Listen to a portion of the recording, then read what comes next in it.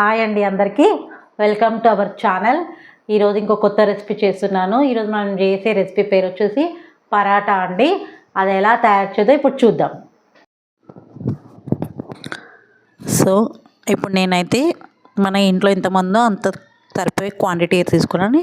కానీ నేను తీసుకున్న పిండి మైదా పిండి కాదు, గోధుమ పిండి. ఎందుకంటే మైదా పిండి పిల్లలకి అంత మంచిది కాదు కాబట్టి నేను గోధుమ పిండి తీసుకున్నాను. గోధుమ పిండిలో 1/2 కప్ అంత పాలు, కొంచెం ఉప్పు, కొంచెం వాటర్ వేసి మంచిగా కలుపుకోవాలి. చాలా మెత్తగా కలుపుకోవాలండి దాన్ని. సో లాస్ట్గా ఆయిల్ వేసి ఇంకొంచెం సేపు కలుపుకోవాలి. సో మనము పిండి ఎంత మెత్తగా తడుపుకుంటే పరోటా అంత బాగా వస్తుంది. సో ఇప్పుడు అది ఏం చేయాలి, తడుపుకున్న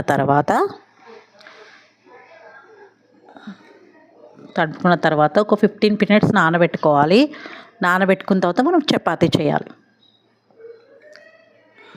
సో మనం చపాతీ కింద అతుక్కోదండి. సో పొడిపిండి ఎక్కువ తీసుకొని దాన్ని పల్చగా చేసుకోవాలి.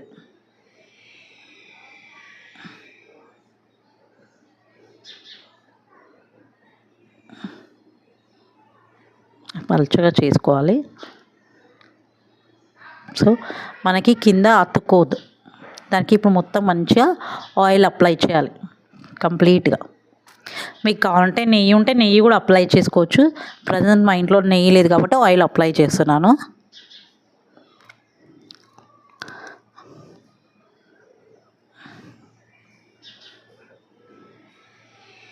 సో ఇప్పుడు నైఫ్ని మంచి స్ట్రేట్గా దాన్ని కట్ చేసుకోవాలి. లైన్గా సన్నగా కట్ చేసుకోవాలండి. అప్పుడే మంచిగా వస్తుంది పొరలు పొరలుగా.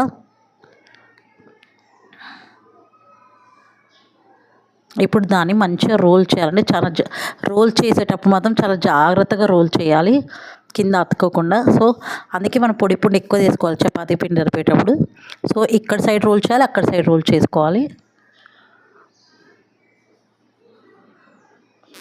సో మళ్ళీ ఇప్పుడు కొంచెం ఆయిల్ అప్లై చేసుకోవాలి.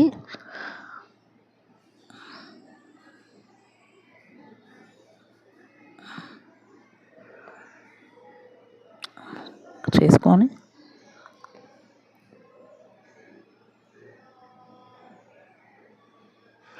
తాల్చేటప్పుడు మాత్రం చాలా జాగ్రత్త తాల్చాలండి. అంటే మొత్తము గట్టిగా తాల్చేస్తే అది ఏంటంటే అప్పలాగా అయిపోతుంది. స్మూత్గా మెల్లగా తాల్చాలి. కానీ కొంచెం మందంగానే ఉండాలి చపాతీ, మరీ పల్చగా కూడా తాల్చొద్దు.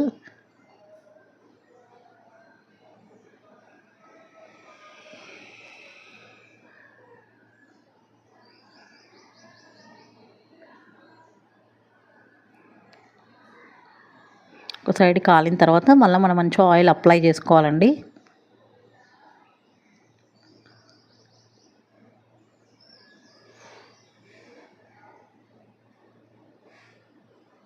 టూ సైడ్స్ అప్లై చేసుకోవాలి.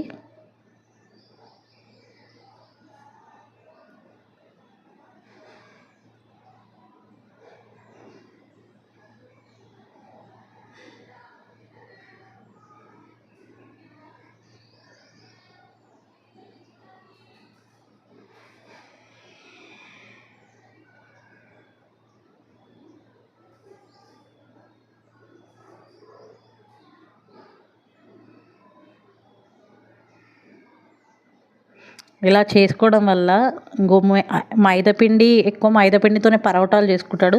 కానీ మైదాపిండి కంటే గోధుమ పిండి బెటర్. దీంతో కూడా ఇట్లా మనం మంచిగా పరోటా టేస్ట్ కూడా చాలా బాగుంటుందండి.